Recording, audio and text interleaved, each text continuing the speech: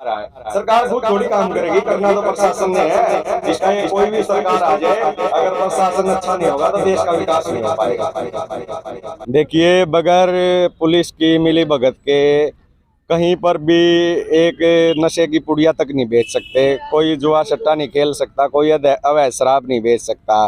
देखिए, प्रेशर के बारे में तो मैं सुनता ही नहीं, बिल्कुल जो संविधान के अनुसार कार्य है वो करता हूँ। प्रेशर किसी का नहीं सुना जाता, चाहे उसके लिए मुझे यानी कि किसी भी सदन तक जाना पड़े। और जेलर का लड़का भी था उसमें, एक वो अपने पापा की आईडी यूज किए हुए था, जो उसमें उसने बात करवानी चाहिए। मैंने तो वैसे उनको समझाने के लिए बोला था, भाई जिस जेल के जेलर हो उसके कैदी हो जाओगे, लेकिन मुझे ये नहीं पता था वो करोड़ों में वायरल हो जाएगी।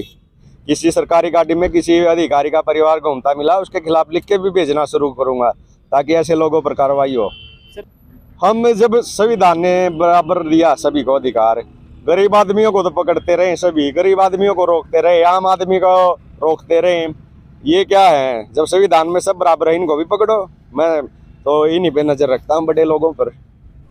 सन ऑफ हरियाणा देखने वाले सारे दर्शकों ने मेरी राम राम। मैं हूँ सुनील पांचाल, इस वक्त आपके बीच में लाइव जुड़ गया हूँ और सिंघम ने लेकर आप बहुत सारे खबर आपने वीडियो आपने देखे होंगे, लेकिन सिंघम के अरेस्ट होने तक पहले का एक इंटरव्यू हमारे पास है। आज आपने दिखावांगे कि उस हेड कांस्टेबल की सोच क्या थी। जिस तरह से कहा जावा है कि हमने जो हमारे असंध के किसान नेता भी है और एसजीपीसी के भी मेंबर है जगदीश जिंडा ने, जिन्होंने हरियाणा में करप्शन का मुद्दा उठाया था।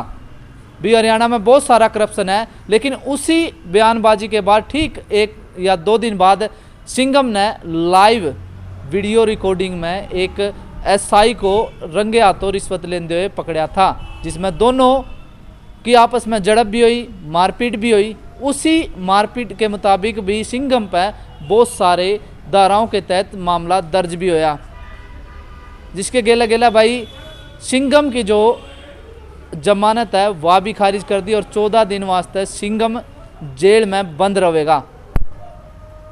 तो उसी से रिलेटेड मैं आपने एक चीज़ दिखाना चाहूँ, एक इंटरव्यू ऐसा दिखाना चाहूँ कि उस हेड कांस्टेबल की सोच क्या थी कि चाहे कोई मंत्री हो या कोई एमएलए हो या फिर कोई अधिकारी हो, सब आम जनता, जिस तरह रूल आम जनता वास्ते है वही रूल एक मंत्री, अधिकारी और एमएलए वास्ते है। तो इस तरह की सोच रखने वाले हेड कांस्टेबल आशीष जिनका नाम था और सिंघम के नाम था बहुत ज़्यादा हाईलाइट भी हो रहे हैं। तो आज उनके विचार हम आपने दिखाने वाले इस इंटरव्यू में, क्योंकि ये अरेस्ट होने तक पहले का इंटरव्यू है। आप उस हेड कांस्टेबल की सोच ने, उनकी बात ने सुनकर उनको सल्यूट करेंगे। और इस वीडियो ने आप ज़्यादा से ज़्यादा शेयर कर दो ताकि दूसरे ऑफिसर, दूसरे जो ईमानदार ऑफिसर है उन तक ये वीडियो पहुँचे। और देखिए, मेरा नाम Ashish Kumar, head constable traffic police Panipat जी हाँ जी। सर, जिस तरह से आप अपनी कार्य प्रणाली से पूरी तरह से फेमस हो पूरे हरियाणा के अंदर, तो आपको क्या लगता है कि जिस तरह से आप काम कर रहे हैं, जो प्रेशर आपके ऊपर डाला जाता है वो आपको निखार के लेके आता है या आपको बैकफुट पे लेके जाता है? देखिए, प्रेशर के बारे में तो मैं सुनता ही नहीं, बिल्कुल जो संविधान के अनुसार कार्य है वो करता हूँ। प्रेशर किसी का नहीं सुना जाता, चाहे उसके लिए मुझे यानी कि किसी भी सदर तक जाना पड़े। सर, पिछले दिनों आपने कार्रवाई की थी, उससे आपका तबादला भी कर दिया गया था। हाँ, तो ये मामला जो अनिल विज के पास भी पहुंचे फिर आप शिकायत के लिए? देखिए, अगर काम में करने की कैपेसिटी है, देखो एक जब पूरे पानीपत के अंदर अतिक्रमण मुक्त, जाम मुक्त, करप्शन मुक्त, नशा मुक्त करने की कैपेसिटी है और काम करने नहीं दिया जाएगा और पुलिस लाइन बैठा दिया जाता है, तो और क्या करें फिर? अधिकारी साथ नहीं देंगे तो फिर गृह मंत्री जी का सहारा लेना पड़ा उसके लिए। तो सर, कहीं ना कहीं जो अपने ही हैं वही आपको पीछे खींच रहे हैं? नहीं, बात पीछे खींचने की नहीं है, जब ड्यूटी नहीं करने देंगे इसको पीछे खींचना मान ले या फिर कुछ भी मान सकते हैं। सर, पुलिस की छवि समाज के अंदर ऐसी है कि जो आपने बताया कि करप्शन मुक्त, नशा मुक्त, ये काम पुलिस का है और पुलिस ही इसको सही तरीके से नहीं कर पा रही। देखिए, बगैर पुलिस की मिली भगत के कहीं पर भी एक नशे की पुड़िया तक नहीं बेच सकते, कोई जुआ सट्टा नहीं खेल सकता, कोई अवैध शराब नहीं बेच सकता, और जो ये पुराने टाइम से करप्शन है, जो जड़ें फैल रखी हैं, इसी का कारण है। जो करप्शन की वजह से ये सारा काम फैलता है। सर पिछले दिनों जैसे कि आपने गाड़ी पकड़ी थी, वो जेलर की थी या किसकी थी, उसमें क्या था? देखिए, पिछले दिनों यहाँ जो ट्रैफिक थाना है वहाँ टोल टैक्स पड़ता, वहाँ चेकिंग की तो करीब 1 दर्जन जैसे पुलिस वाले, सब इंस्पेक्टर, हवलदार, इंस्पेक्टर, डीएसपी और बहुत से विभागों के जो फर्जी उस पे चलते हैं दूसरे की आईडी का यूज करके। और ये एक बहुत बड़ा अपराध है। इसमें जो यूज करता है उसको भी, उसके खिलाफ एफआईआर होती है और जेल जाना पड़ता है। और जेलर का लड़का भी था उसमें एक, वो अपने पापा की आईडी यूज किए हुए था, जो उसमें उसने बात करवानी चाहिए। मैंने तो वैसे उनको समझाने के लिए बोला था, भाई जिस जेल के जेलर हो उसके कैदी हो जाओगे, लेकिन मुझे ये नहीं पता था वो करोड़ों में वायरल हो जाएगी। और यही मामला था, केवल ऐसी करीब दर्जन भर आईडियाँ पकड़ी गई थी उस दिन। सर एक और बात आती है कि जिस तरह से आप अपनी ड्यूटी करते हैं और लगातार प्रशासन और अपने जैसे आपका विभाग है उसके ऊपर भी आप सवाल खड़े करते हो कि प्रशासन की मिलीभगत से ही ये काम होते हैं। किसी से पूछ ले, तो तस्करों से जाके पूछो ना। वैसे है किसी की हिम्मत बेच देगा?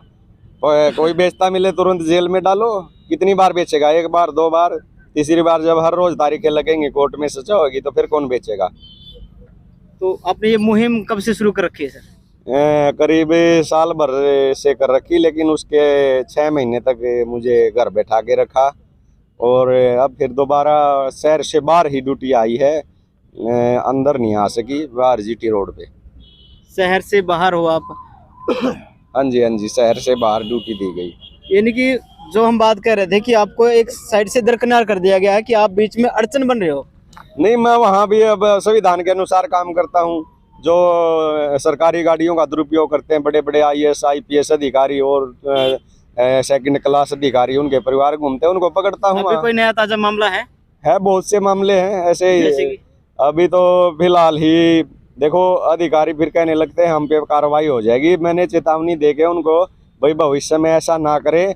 अगर आगे भविष्य में मुझे कोई मिल गया, मैं तो पूरा उसके खिलाफ लिखित में भी कंप्लेंट करूंगा। किसी सरकारी गाड़ी में किसी अधिकारी का परिवार घूमता मिला, उसके खिलाफ लिख के भी भेजना शुरू करूंगा, ताकि ऐसे लोगों पर कार्रवाई हो। सर आप प्रशासन से सीधी टक्कर लेते हो तो परिवार वाले आपको रोकते नहीं? नहीं, परिवार वाले देखो, हम जब संविधान ने बराबर दिया सभी को अधिकार, गरीब आदमियों को तो पकड़ते रहे, सभी गरीब आदमियों को रोकते रहे, आम आदमी को रोकते रहे। ये क्या है? जब संविधान में सब बराबर है, इनको भी पकड़ो। मैं तो इन्हीं पे नजर रखता हूँ, बड़े लोगों पर। एमएलए होया कोई, ये होया कोई अधिकारी होया बड़ा, इन्हीं पर। सर आपने रिजाइन भी दिया था एक बार। भाई जो तस्कर हैं वो इतने हैवी हो जाएं, जो बड़ी बड़ी मंथलियाँ देते हैं, भाई एक दिन रेड करती तो बड़े तस्करों पर, मुझे पुलिस लाइन भेज दिया और तस्करों को खुला छोड़ दिया, और रिजाइन नहीं दूंगा तो और क्या करूंगा? फिर ऐसी ड्यूटी का फायदा क्या? पैसे के लिए ड्यूटी थोड़ी कर रहे हैं, कुछ समाज के लिए भी करनी पड़ती है, कुछ हमारे दायित्व हमें निभाने पड़ते हैं। पैसा पैसा सब कुछ नहीं होता। सर ड्यूटी के दौरान जो शपथ आपने ली थी, जिस तरह से आप काम कर रहे हो, वही शपथ दूसरों ने भी ली है? हाँ, सभी का अलग अलग नजरिया है लोगों को। मैं तो यही चाहूँगा, अभी देखो सरकार है, सरकार किस पर निर्भर है? कर्मचारियों पर। तकरीबन सारी सरकारी संस्थाएं हैं, करीब 15 से 20% अच्छे लोग ही मिलते हैं, बाकी तकरीबन ड्यूटी चोर, काम चोर होते हैं, जो जिनकी वजह से आज अपना देश पीछे हटता जा रहा है। सरकार खुद थोड़ी काम करेगी, करना तो प्रशासन ने है। इसका ये कोई भी सरकार आ जाए, अगर प्रशासन अच्छा नहीं होगा तो देश का विकास नहीं हो पाएगा। तो फिर जो सारे इसके ठिकरा सरकार के ऊपर फोड़ते हैं कि सरकार काम नहीं कर रही। नहीं, ये सरकार का कोई दोष नहीं है। नीचे जो प्रशासन बैठा रखे, इतने आईपीएस आईएएस और इतने कर्मचारी अधिकारी, सारी गलती उन्हीं की मानता हूँ मैं, और है भी उन्हीं की गलती। सरकार का उनको इतनी थोड़ी, वे तो पैसा दे सकते हैं, पैसा ठीक लगाना, ड्यूटी ठीक करना।